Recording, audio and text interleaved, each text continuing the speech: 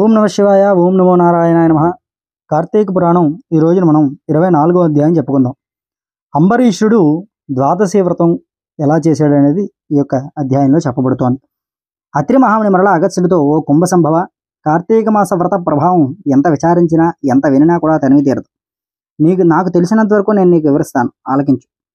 గంగా, గోదావరి మొదలగు నదులలో స్నానం చేసినందువలన సూర్యచంద్ర గ్రహణ సమయములందు స్నానాలు చేసినను ఎంత ఫలితం కలుగుతుందో, శ్రీమన్నారాయణ నిజతత్వం తెలిపటి కార్తీక మాస వ్రతమందు శుద్ధ ద్వాదశి నాడు భక్తి శ్రద్ధలతో దాన ధర్మాలు చేసేవారికి అంత ఫలితం దక్కుతుంది. ఆ ద్వాదశి నాడు చేసిన సత్కర్మాలు ఇతర దినాల్లో చేసిన ఫలితం కంటే 1000 రెట్లు అధికం. అంచేత ఆ కార్తీక ద్వాదశి వ్రతం చేసే విధానం ఎట్లో చెప్తాను విను. కార్తీక శుద్ధ దశమి రోజున పగటిపూట మాత్రమే భోజనం చేసి, ఆ మరునాడు అనగా ఏకాదశి రోజున ఏ వ్రతం చేయక శుష్కోపవాసం ఉండి ద్వాదశి గడియలు వచ్చిన తరువాతనే భోజనం చేయాలి.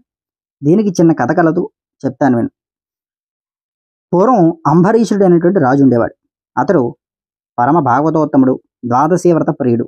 అంబరీషుడు ప్రతి ద్వాదశి నాడు తప్పకుండా వ్రతం చేస్తూ ఉండేవాడు. ఒక ద్వాదశి నాడు ద్వాదశి గడియలు చాలా స్వల్పంగా ఉన్నాయి. అందుచేత ఆ రోజు పెందల కడనే వ్రతం ముగించి బ్రాహ్మణ సమారాధన చేయదలిచి సిద్ధంగా ఉన్నాడు. అదే సమయానికి అచ్చటికి కోప స్వభావుడైనటువంటి దూర్వాస మహాముని వచ్చాడు. అంబరీషుడు ఆ మునిని గౌరవించి ద్వాదశి గడియల్లో పారాయణ చేయవలెను, కావున తొందరగా స్నానం చేసి రమ్మని కోరాడు. దూర్వాసుడు అందుకు అంగీకరించి సమీపంలో ఉన్నటువంటి నదికి వెళ్ళి స్నానముకై చక్కగా ఆ నదికి వెళ్ళాడు.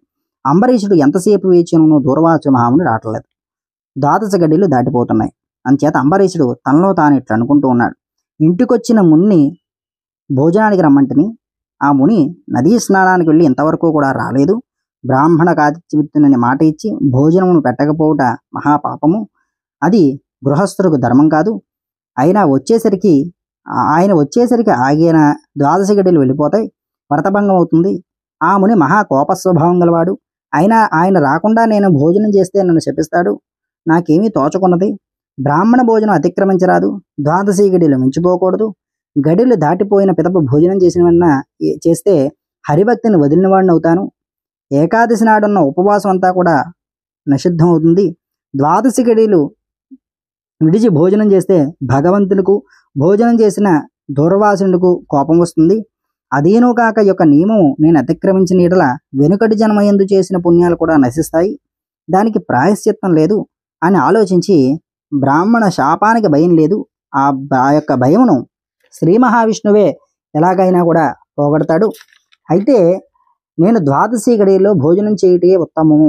అయినను ఒకసారి పెద్దలతో ఆలోచించడం మంచిదని సర్వజ్ఞులైనటువంటి కొందరు పండితులను రావించి వారితో ఇట్లు చెప్తూ ఉన్నట్ట. ఓ పండిత శ్రేష్ఠులారా, నిన్నటి దినమున ఏకాదశి వల్ల నేను కటిక ఉపవాసం ఉన్నాను. ఈ రోజున స్వల్పంగా మాత్రమే ద్వాదశి గడియలు ఉన్నాయి. ద్వాదశి గడియల్లోనే భుజింపవలసి ఉన్నది. ఇంతలో నా ఇంటికి దూర్వాస మహాముని విచ్చేశారు. ఆ మహాముని నేను భోజనానికి ఆహ్వానించాను. అందులో ఆయన అంగీకరించి నదికి స్నానార్థమై వెళ్ళి ఇంతవరకు రాలేదు. ఇప్పుడు ద్వాదశి గడియలు దాటిపోతున్నాయి. బ్రాహ్మణ్ణి వదిలి ద్వాదశి గడియలో భుజింపవచ్చినా లేక వ్రతభంగం సమ్మతించి ముని వచ్చే వరకు వేచి ఉండాలన్నా, ఈ రెండిటిలో ఏది ముఖ్యమైనదో తెలుపవలసిందిగా కోరారు. అంతటా ఆ ధర్మజ్ఞులైన పండితుడు ధర్మశాస్త్రములు పరిశీలించి విమర్శ ప్రతివిమర్శలు చేసుకుని దీర్ఘంగా ఆలోచించి, మహారాజా, సమస్త ప్రాణకోటులు గర్భకుహరమునందు జఠరాగ్ని రూపమున రహస్యముగా ఉన్న అగ్నిదేవుడు ఆకలిని పుట్టించి పురాణులు భుజించిన చతుర్విధాన్నమును వచనము గావించి దేహేంద్రియాలకు శక్తిని వసంగుతూ ఉన్నాడు. ప్రాణవాయువు సహాయంతో జఠరాగ్ని ప్రజ్వరిల్లుతూ ఉంటుంది. అది చెలరేగిన క్షుద్బాధ దప్పిక కలుగును. ఆ తాపమును చల్లార్చవలనన్నా అన్నము నీరు పుచ్చుకుని శాంతించాలి. శరీరముకు శక్తి కలుగు చేసేవాడు అగ్నిదేవుడు. దేవతలకందరికంటే అధికుడై దైవపూజ్యుడైనాడు. ఆ అగ్నిదేవుని అందరూ కూడా సదా పూజించాలి. గృహస్థు ఇంటికి వచ్చినటువంటి అతిథి కడజాతి వాడైనను కూడా భోజనం పెడతానని చెప్పి వాడికి పెట్టకుండా తినరాదు. అందులోనూ వేదాంగ విద్యా విశారదుడైన మహాతపస్సాలి సదాచార సంపన్నుడైన దూర్వాస మహాముని భోజనానికి పిలిచి వానికి పెట్టకుండా తాను భోజించుట వలన మహాపాపాలు కూడా కలుగుతాయి. అందువల్ల ఆయుక్షీణం కూడా కలుగుతుంది. దూర్వాసుడంతటి వాణ్ణి అవమానం చేసినటువంటి పాపం నీకు సంప్రాప్తం అవుతుంది అని వివరించాట. హర నమః పార్వతీపతయే హర హర మహాదేవ హర శంభో శంకర.